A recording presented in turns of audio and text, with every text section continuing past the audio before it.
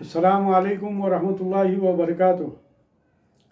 الحمدللہ رب العالمین، نحمدہ ونصلی علی رسولہ الکریم، اما بعد، قال اللہ تعالی فی شان حبیبہ ان اللہ وملائکتہ یصلون علی النبی یا ایھا الذین آمنوا صلوا علیہ وسلموا تسلیما۔ اللہم صل علی سیدنا نبینا شفیعنا حبیبنا مولانا محمد وبارک وسلم۔ الحمدللہ ثم الحمدللہ۔ آج ہمارا یہ روزانہ کا 130واں درس ہے، یعنی 130، اور آج ہم سورہ بقرہ کی 203ویں آیت کی تلاوت کا شرف حاصل کریں گے، اور حج کے امور کے معاملے میں یہ آخری آیت ہوگی۔ حج کے بارے میں یہ آخری آیت بیان کی جا رہی ہے۔ سماعت فرمائیے اور دعا فرمائیے کہ اللہ تبارک و تعالیٰ خیر کا معاملہ فرمائے۔ اعوذ باللہ من الشیطان الرجیم، بسم اللہ الرحمن الرحیم۔ وَاذْكُرُوا اللَّهَ فِي أَيَّامٍ مَّعْدُودَاتٍ فَمَن تَعَجَّلَ فِي يَوْمَيْنِ فَلَا إِثْمَ عَلَيْهِ وَمَن تَأَخَّرَ فَلَا إِثْمَ عَلَيْهِ لِمَنِ اتَّقَىٰ وَاتَّقُوا اللَّهَ وَاعْلَمُوا أَنَّكُمْ إِلَيْهِ تُحْشَرُونَ۔ صدق اللہ العلی العظیم۔ آئیے اس کا ترجمہ سماعت فرمائیے کہ وَاذْكُرُوا اللَّهَ فِي أَيَّامٍ مَّعْدُودَاتٍ، اور اللہ کی یاد کرو گنے ہوئے دنوں میں۔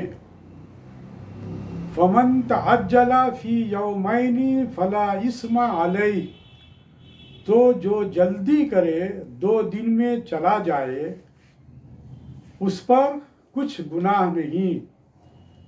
وَمَن تَأَخَّرَ فَلَا إِثْمَ عَلَيْهِ لِمَنِ اتَّقَىٰ، اور جو رہ جائے تو اس پر گناہ نہیں پرہیزگار کے لیے۔ وَاتَّقُوا اللَّهَ وَاعْلَمُوا أَنَّكُمْ إِلَيْهِ تُحْشَرُونَ، اور اللہ سے ڈرتے رہو اور جان رکھو کہ تمہیں اسی کی طرف اٹھنا ہے، اسی کی طرف لوٹنا ہے۔ اس آیت کا پچھلی آیتوں سے چند طرح کا تعلق ہے۔ پچھلی آیتوں میں وقوف عرفات اور مشعر حرام میں ٹھہرنے وغیرہ کا ذکر کیا گیا، بلکہ وہاں کی دعائیں بھی بتلائی گئی۔ اب مینا میں ٹھہرنے اور وہاں ارکان ادا کرنے کا طریقہ بتایا جا رہا ہے۔ قیام مینا کے متعلق جو غلط فہمیاں تھی اسے دور کیا جا رہا ہے۔ پچھلی آیت میں دعا کا طریقہ اور اس کے الفاظ بلکہ قبولیت کی جگہ بتلائی گئی۔ اب قبولیت دعا کا وقت اور اس کا زمانہ بتایا جا رہا ہے۔ اس آیت کے متعلق شان نزول جو مفسرین نے بیان کیا ہے وہ اس طرح کہ بعض مفسرین نے فرمایا کہ بعض اہل عرب مینا میں 3 دن یعنی 13ویں تک ٹھہرنا ضروری سمجھتے تھے، اور جو کوئی 12ویں ذی الحجہ کو لوٹ آتا اسے گنہگار بتاتے، اور بعض کا خیال اس کے برعکس تھا۔ وہ کہتے تھے کہ 12ویں کو چلا آنا ضروری ہے، 13ویں تک ٹھہرنا گناہ ہے۔ ان دونوں کی تردید کے لیے یہ آیت کریمہ نازل ہوئی، جس میں فرمایا گیا کہ دونوں باتیں جائز ہیں، نہ یہ گناہ ہے اور نہ وہ۔ اس کے تعلق سے جو تفسیر بیان کی گئی ہے سماعت فرمائیے کہ وَاذْكُرُوا اللَّهَ فِي أَيَّامٍ مَّعْدُودَاتٍ، یا تو ذکر اللہ سے مراد فرض نمازوں کے بعد تکبیر تشریق کہنا ہے، یا قربانی کرتے وقت بسم اللہ اللہ اکبر کہنا، تب تو یہ امر وجوبی ہے۔ کہ یہ دونوں ذکر واجب ہیں، اور یا اس ذکر سے جمروں کی رمی میں ہر کنکر پر اللہ اکبر کا کہنا مراد ہے۔ تو یہ حکم استحبابی ہے کہ اگرچہ جمروں کی رمی واجب مگر تکبیر سنت۔ اس آیت میں اشارتاً فرمایا جا رہا ہے کہ مینا کے قیام کا اصل مقصد ذکر اللہ ہے، باقی تمام کام اس کے تابع ہیں۔ تو جو اس زمانے قیام کو دنیاوی مشاغل اور کھیل کود میں گنوا دے وہ بڑا بے وقوف ہے۔ ایام سے اشارتاً معلوم ہوا کہ رمی دن میں چاہیے نہ کہ رات میں، قربانی بھی دن ہی میں مستحب ہے، اور اگر ذکر اللہ سے تکبیر تشریق مراد ہے تو ایام بمعنی اوقات ہوگا کہ یہ تکبیریں رات میں بھی ہوتی ہیں۔ معدودات سے بتایا کہ وہ دن بہت تھوڑے سے ہیں، جیسے یہاں تو معدودات فرمایا اور سورہ حج میں معلومات۔ اس سے بقرعید کے بعد آنے والے 3 دن یعنی 11ویں 12ویں مراد ہیں۔ 11ویں کو یوم الخر مینا میں قرار کا دن کہتے ہیں، اور 12ویں کو یوم النفر الاول پہلی روانگی کا دن کہا جاتا ہے کہ کام کاج والے لوگ اسی دن چلے جاتے ہیں، اور 13ویں کو یوم النفر ثانی دوسری روانگی کا دن کہا جاتا ہے کہ اس دن عام لوگ روانہ ہو جاتے ہیں، یعنی کچھ دن مینا میں رہ کر تکبیر تشریق یا قربانیوں پر تکبیریں یا رمی پر تکبیریں کہو۔ ایام کی شرح یہ ہے کہ فمن تعجل فی یومین فلا اثم علیہ۔ ظاہر یہ ہے کہ یہاں تعجل استعجل کے معنی میں ہے، اور ہو سکتا ہے کہ اپنے ہی معنی میں ہو۔ یومین سے مراد بقرعید کے بعد کے دن یعنی 11ویں 12ویں ذی الحجہ مراد ہیں، اور لا اسما میں ان لوگوں کی تردید ہے جو 13ویں کا قیام ضروری جانتے تھے، اگرچہ اب بھی مستحب یہ ہے کہ 13ویں کی رمی بھی کرے، یعنی جو کوئی بقرعید کے بعد صرف 11ویں 12ویں 2 دن ہی میں رمی کر کے جلد مکہ معظمہ واپس لوٹ جانا چاہے یا واپس ہو جائے تو اس پر کوئی گناہ نہیں۔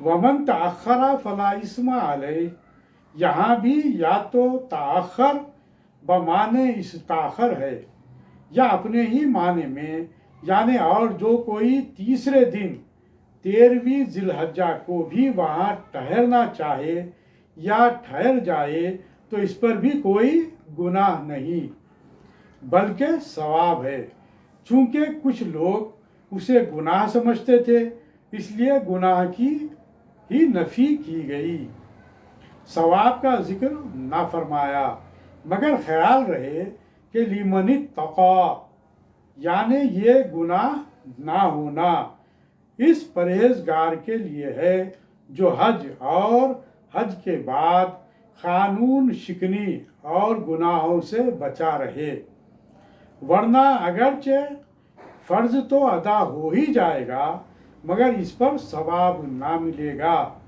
جب تقوی اتنا ضروری ہے تو واتقوا اللہ، تو ہمیشہ ہر حال میں اللہ سے ڈرتے رہو۔ وَاعْلَمُوا أَنَّكُمْ إِلَيْهِ تُحْشَرُونَ، یہ بھی جانے رہو کہ تم آخر کار سب جمع ہو کر رب ہی کی بارگاہ میں حاضری دو گے، لہذا حاجی بن کر پاجی نہ بننا بلکہ ہمیشہ تقوی اختیار کیے ہوئے رہنا، یعنی کہ تقوی و پرہیزگاری کی زندگی بعد حج کے بھی مکمل گزارنا۔ اس کے خلاصہ تفسیر میں یہاں پر بیان کیا جا رہا ہے کہ آئے مسلمانوں، 10ویں بقرعید کے بعد کاموں سے فارغ ہو کر ہی واپس نہ لوٹ جاؤ، بلکہ چند روز اور بھی مینا میں قیام کر کے اللہ کا ذکر کرو کہ نمازوں کے بعد تکبیر تشریق کہو اور قربانیوں پر بھی تکبیر کہو، اور جمروں کی رمی میں بھی ہر کنکر پر تکبیر کہو۔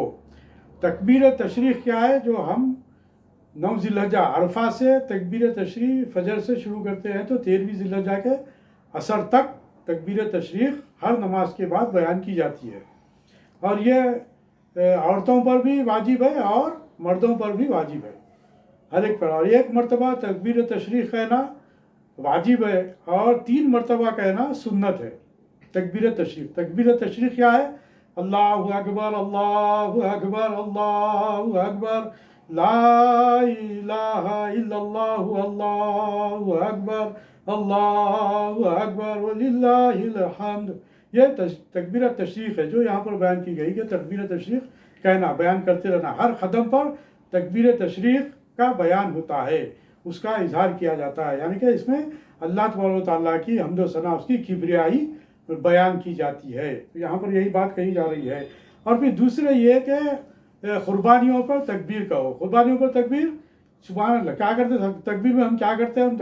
جب قربانی جب دیتے ہیں ہم اس وقت کیا پڑھتے ہیں؟ اس وقت اللہ اکبر کہہ کر ہم جو سو ذبح کرتے ہیں، قربانی جو ہم دیتے ہیں وہ بھی جو سو تکبیر ہے۔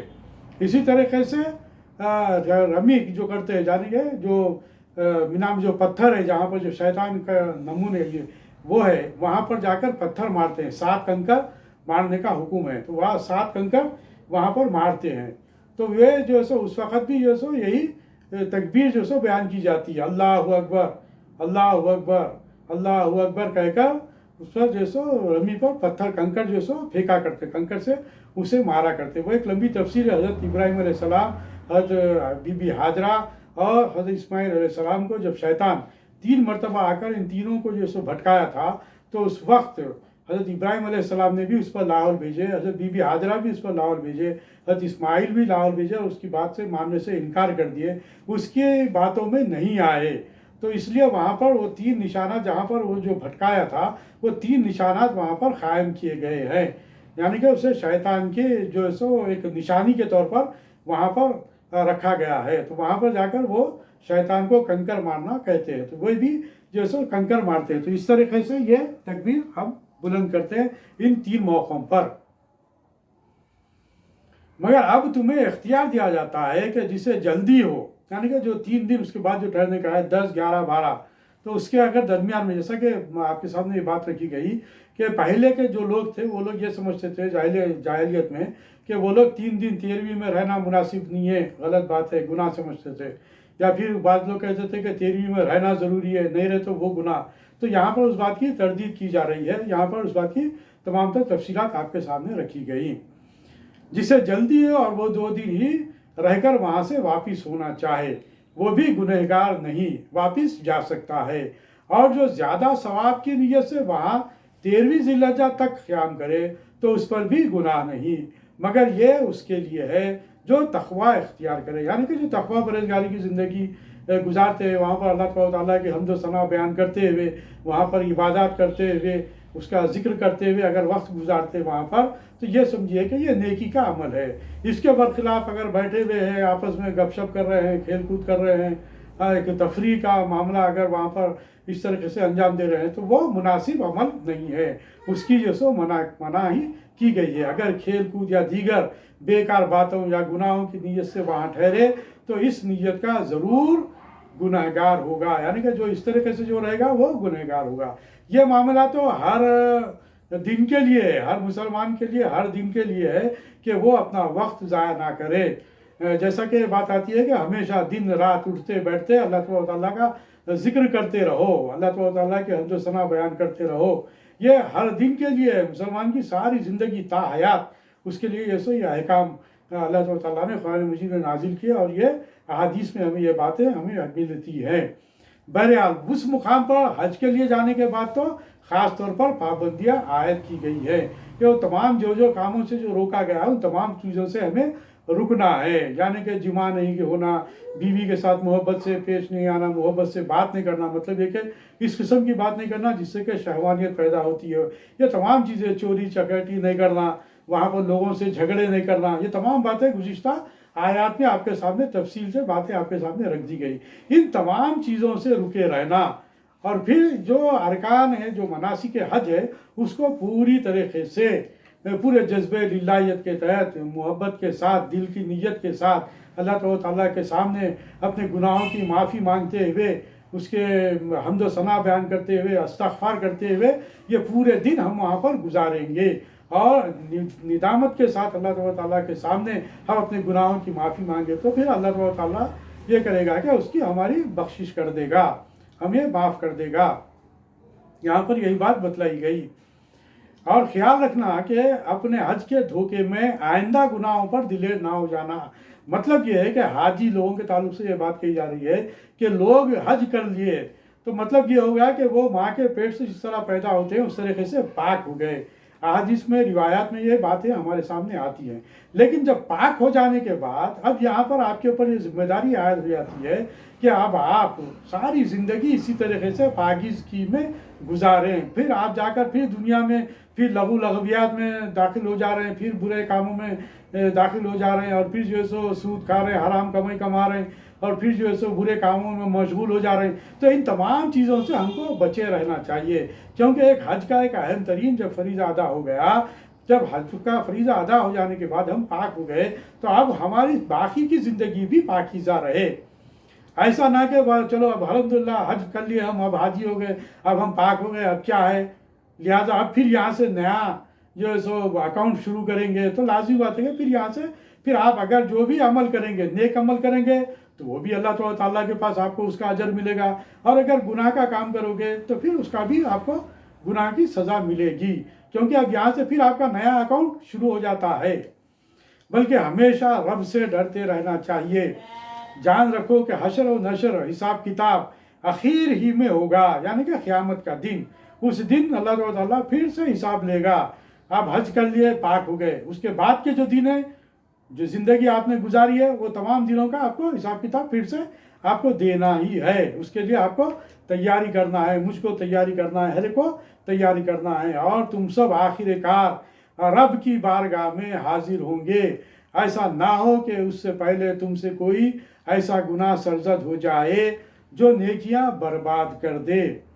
इसलिए हमेशा तक़वा इख्तियार करो। इस आयत से चंद फ़ायदे हासिल हुए। 9वीं ज़िलहज्जा की फजर से, जैसा कि आपके सामने बात रखी गई अल्फाज से, 9वीं ज़िलहज्जा की फजर से 13वीं ज़िलहज्जा की फजर तक पंजगाना नमाज बाजमात के बाद बाआवाज़ बुलंद एक बार तकबीर कहना वाजिब है और 3 बार मुस्तहब। 10वीं ज़िलहज्जा के बाद 2 दिन यानी 11वीं 12वीं को मीना में क़याम करना वाजिब है और 13वीं का क़याम मुस्तहब। लेकिन जो 12वीं को लौटना चाहे वो 13वीं की सुबह सादिक से पहले ही वहाँ से जाना चाहे तो चले जाएं। 13वीं की सुबह सादिक तक ठहर जाने से उस दिन की रमी भी वाजिब हो जाती है, यानी कि सुबह सादिक से पहले वहाँ से निकल जाना पड़ेगा। इससे जो मसला हमारे सामने है वो ये कि 11वीं 12वीं में ज़वाल के बाद रमी करे, मगर 13वीं में ज़वाल से पहले भी रमी करके लौट सकते हैं। मसला यानी क़याम मीना की तारीख़ों में रातें भी मीना में ही गुजारना ज़रूरी है। हाँ, चरवाहों और पानी पिलाने वालों को इजाज़त है कि दिन में रमी कर जाया करे और रातें घर ही में गुजारा करे। किसी अमल पर फूल कर अज़ाब इलाही ना भूले, यानी कि ऐसा नहीं कि भाई चलो अब हो गया, कोई नेक काम कर लिए, अब चलो बोल के हम जैसे फिर से कोई बुरा काम नहीं करना चाहिए, क्योंकि खातिमे का एतबार है और वो अभी बाकी है। तक़वा शहद या ख़िवाम की तरह नेकियों को बाकी रखता है, जैसे कि ख़िवाम यानी कि शीरनी, चाशनी उसके अंदर जो रहती है, क्यों शीरनी में कोई चीज़ बिगाड़ पैदा नहीं करती। ऐसे ही तकवे से नेकियां बर्बाद नहीं होती, यानी कि तकवा परहेजगारी की जो ज़िंदगी इख्तियार करते हैं वो तकवे से जो नेकियां हासिल होती है वो कभी नहीं बिगड़ती, जो ख़राब नहीं होती। लेकिन अगर बुराइयों का अमल ज़्यादा हो जाएगा तो क़ल्ब पर, जैसे ही कोई हम गुनाह करते हैं तो क़ल्ब पर सियाह धब्बा लग जाता है। तो इस तरीके से क़ल्ब को बचाना है हमारे, वो नेकियां करके क़ल्ब पर अगर कोई गुनाह, अगर कोई गलती अगर संसर हो गई किसी वजह से, तो उसके लिए हमको हुक्म ये है कि फौरी तौर पर नेकियां हम कर लें ताकि वो धब्बा धुल जाए, साफ़ हो जाए। बहरहाल ये हज का मामले में तो किसी किस्म की कोई गलती हमसे सरजद ना हो, इसीलिए क्या करते हैं हज के मौके पर हज को जाने वाले या उम्र पे जाने वाले उलमा कराम से रुजू होकर उनसे तमाम बातें सीखते हैं। मुतबर्रिक मुकामात और मुतबर्रिक तारीफ़ों में दुआ मुस्तहब है, इसीलिए मिना में खूब दुआएं मांगे। अब्दुल्लाह बिन अब्बास रज़ियल्लाहु अन्हु फरमाते हैं कि मिना को इसलिए मिना कहते हैं कि जब आदम अलैहिस्सलाम क़बूल तौबा के बाद अरफात से यहाँ पहुँचे तो हज़रत जिब्रील अलैहिस्सलाम ने फरमाया कुछ तमन्ना करो। आपने जन्नत की आरजू की, लिहाजा इसका नाम मीना हुआ, यानी उमनिया, यानी कि ख्वाहिश की जगह। मुमकिन है कि इसलिए मीना कहा जाता हो कि मीना के दिनों में रोज़ा हराम है। ये दुनियावी ख्वाहिशात यानी हलाल ग़िज़ा और जिमा हासिल करने का ज़माना है। पाँचवें, जैसे हज को जाना सवाब, ऐसे ही वहाँ से वापसी भी सवाब है। अब सरकार जो हज को जब हम चले जाते हैं, चूँकि अब यहाँ पर हज की यहाँ पर ये आयत आखिरी आयत है, ये हज से मुताल्लिक़ जो गुज़िश्ता आयत जो आई है उसकी ये आखिरी आयत है। अब हज के बाद हम क्या करते हैं, सबसे बड़ा हमारी जो दिली ख्वाहिश है वो ये हमारी कि हज अदा करने के बाद हम सरकार दो आलम सल्लल्लाहु अलैहि वसल्लम के दरबार में हाज़िरी देने जाते हैं। और सरकार दो आलम वसल्लम के पास जाकर हम क्या करते हैं, वहाँ पर हम अपने गुनाहों की माफ़ी का इजहार करने के लिए कहते हैं कि बारी ताला से आप हमारे लिए दुआ फरमाइए, क्योंकि कुरान में इस बात का हुक्म दिया गया। इसका पूरा क्या हुक्म दिया गया कुरान में, जो हुक्म है वो ये कि बिस्मिल्लाहिर्रहमानिर्रहीम वलो अन्नहुम ज़लमू अनफुसहुम जाऊका फस्तगफिरुल्लाह वस्तगफर लहुमुर रसूलु लवजदुल्लाह तव्वाबर रहीमा, यानी कि आए महबूब अगर ये लोग जब भी अपनी जानों पर जुल्म करें तो तुम्हारे आस्थाने पर आ जाएं, फिर अल्लाह से माफ़ी मांगे और तुम भी उनकी सिफारिश करो तो वो अल्लाह को बख्शने वाला बड़ा मेहरबान पाएंगे। इस आयत की रोशनी में ये बात साफ हो जाती है कि हम हज करने के बाद, चूँकि सरकार दो वसल्लम के पर हाज़िरी देना हज के अरकान में शामिल नहीं है, लेकिन सरकार दो वसल्लम के बहुत से आयत हदीस हमारे सामने आती है कि हज ऐसे ही लोगों का हज कबूल होता है जो सरकार दो वसल्लम के पास जाकर हाज़िरी देते हैं। यहाँ पर जो बातें हमारे सामने आती है वो समाप्त फरमाइए कि फिर अल्लाह से माफ़ी, यानी कि जब हम सरकार वसल्लम के पास जाकर माफ़ी मांगते हैं, सरकार वसल्लम के पास भी पूरे अदब के साथ जाकर ठहर कर वहाँ पर हम गुनाहों से माफ़ी मांगते हैं, सरकार वसल्लम के सामने जाकर उसका इजहार करते हैं, तो होता है कि इसीलिए मक्के वाले भी हर साल हज करते हैं, तो बाद हज हर साल मदीने पाक भी हाज़िरी देते हैं। इनका ख्याल है कि बग़ैर हाज़िरी के हज कबूल ही नहीं होता। अब आप देखिए कि मक्के में रहने वाले, उनके लिए सरकार दो अलैहि वसल्लम के पास हाजिर होना कभी भी वो हाज़िरी दे सकते हैं, लेकिन उसके बावजूद हज करने के बाद खुसूसी तौर पर वो बराबर वहाँ पर जाते हैं। हुज़ूर करीम सल्लल्लाहु अलैहि वसल्लम के हदीस हमारे सामने आते हैं कि हुज़ूर करीम सल्लल्लाहु अलैहि वसल्लम ने फरमाया कि जिसने हज किया और मेरी ज़ियारत ना की उसने मुझ पर जुल्म किया। आप अंदाज़ा लगाइए कि नौज़ुबिल्लाह मिन ज़ालिक सरकार दो आलम सल्लल्लाहु अलैहि वसल्लम से तो बहुत ही बात भी करना है तो बहुत ही आहिस्तगी के साथ, अदब के साथ बात करने का हुक्म है। यहाँ पर तो जुल्म करने की बात सरकार वसल्लम कह रहे हैं कि हज करने के बाद जो मेरे पास ज़ियारत करने के लिए नहीं आता उसने मुझ पर जुल्म किया। दूसरी हदीस में हमारे सामने बात आती है कि फरमाते हैं सल्लल्लाहु अलैहि वसल्लम कि जिसने मेरी वफ़ात के बाद मेरी ख़ब्र शरीफ की ज़ियारत की उसने गोया मेरी ज़िंदगी में मेरी मुलाकात की। अब आप अंदाज़ा लगाइए। और फिर फरमाते हैं जिसने मेरी ख़ब्र अनवर की ज़ियारत की उसके लिए मेरी शिफाअत वाजिब हो गई।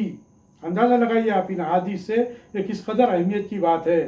सरकार दो आलम सल्लल्लाहु अलैहि वसल्लम के दरबार में हाजिर होना اور حاضر ہو کر اپنے گناہوں کی معافی مانگنا اور سرکار صلی اللہ علیہ وسلم سے التجا کرنا کہ آپ بھی ہمارے لیے دعا فرمائیے۔ فرماتے ہیں رسول کریم صلی اللہ علیہ وسلم جو صرف میری زیارت کے لیے آیا نہ کہ دنیاوی غرض سے، تو مجھ پر واجب ہے کہ اس کا قیامت کے دن میں شفیع ہوں، یعنی کہ شفاعت کرنا مجھ پر واجب ہو جاتی ہے۔ فرماتے ہیں رسول کریم صلی اللہ علیہ وسلم کہ جو حرمین میں سے کہیں مرے، یعنی کہ یا تو مکہ شریف میں یا پھر مدینہ شریف میں جو انتقال کر جائے، تو وہ قیامت میں امن کے ساتھ اٹھے گا۔ فرماتے ہیں رسول کریم صلی اللہ علیہ وسلم کہ جو مدینہ پاک میں رہے اور یہاں کی بلاؤں پر صبر کرے، یعنی کہ اگر کسی قسم کی اگر کوئی تکالیف کا سامنا کرنا پڑتا ہے، یعنی کہ بھوک پیاس کی اگر کوئی شدت پیدا ہو جاتی ہے، اگر تکلیف ہو جاتی ہے، تو وہ اگر صبر کرے تو وہ قیامت کے دن میری امن میں ہوگا اور میں اس کا گواہ ہوں گا۔ فرماتے ہیں رسول کریم صلی اللہ علیہ وسلم کہ جو کوئی میری خبر پر آ کر مجھے سلام کرے، اللہ اس پر ایک فرشتہ مقرر کرے گا جو اس کے دین و دنیا کے کام سنبھالتا رہے گا اور میں اس کا قیامت میں شفیع ہوں گا۔ محمد ابن منکدر فرماتے ہیں کہ میں نے حضرت جابر رضی اللہ تعالیٰ عنہ کو حضور کی قبر شریف کے پاس روتے ہوئے دیکھا اور فرماتے تھے کہ یہاں آنسو بہائے جاتے ہیں۔ میں نے حضور کریم صلی اللہ علیہ وسلم سے سنا کہ فرمایا میری قبر شریف اور میری ممبر شریف کے درمیان جنت کا باغ ہے۔ جنت حضرت انس بن مالک رضی اللہ تعالیٰ عنہ قبر انور کے پاس ایسے کھڑے ہوتے تھے جیسے نمازی نماز میں، یعنی کہ پورے آداب و احترام کے ساتھ۔ سلیمان ابن سیہم رضی اللہ تعالیٰ عنہ فرماتے ہیں کہ میں نے حضور کریم صلی اللہ علیہ وسلم کو خواب میں دیکھا اور پوچھا کہ اس شاخ روضہ پاک پر آ کر سلام عرض کرتے ہیں، کیا آپ سنتے ہیں؟ فرمایا ہاں، بلکہ ہر ایک کا جواب بھی دیتا ہوں۔ عمر ابن عبدالعزیز رحمۃ اللہ علیہ فرماتے ہیں مدینہ پاک کی طرف قاصد بھیجا کرتے تھے تاکہ حضور کریم صلی اللہ علیہ وسلم کو سلام پہنچائے۔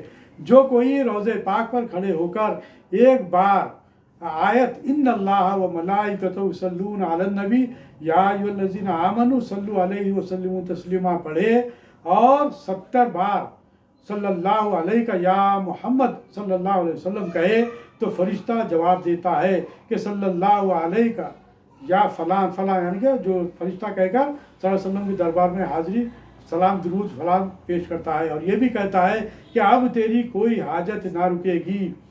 ابھی حرف حلال فرماتے ہیں کہ ایک بدوی مسجد نبوی میں حاضر ہوئے اور روضہ پاک پر کھڑے ہو کر عرض کرنے لگے کہ یا رسول اللہ، میرے ماں باپ آپ پر قربان ہوں، میں گناہوں اور خطاؤں کا بوجھ اپنے سر پر لایا ہوں، خود نہ آیا بلکہ مجھے قرآن کریم نے بھیجا ہے کہ فرمایا وہی آیت جو ابھی ہم نے اوپر پڑھی کہ وَلَوْ أَنَّهُمْ إِذْ ظَلَمُوا أَنفُسَهُمْ جَاءُوكَ فَاسْتَغْفِرُوا اللَّهَ وَاسْتَغْفَرَ اللَّهُ وَاسْتَغْفَرَ لَهُمُ الرَّسُولُ لَوَجَدُوا اللَّهَ تَوَّابًا رَحِيمًا۔ یہ آیت کی پڑھ کر میں نے آپ کے پاس آئی، میں آپ کی شفاعت چاہتا ہوں، رب سے میرے گناہ معاف کرا دیجئے۔ بعض روایتوں میں آتا ہے کہ ابھی حرب ہلالی پر نیند طاری ہوئی، خواب میں حضور علیہ السلام نے فرمایا کہ دوڑو اور اس بدوی سے کہہ دو کہ تو بخشا گیا۔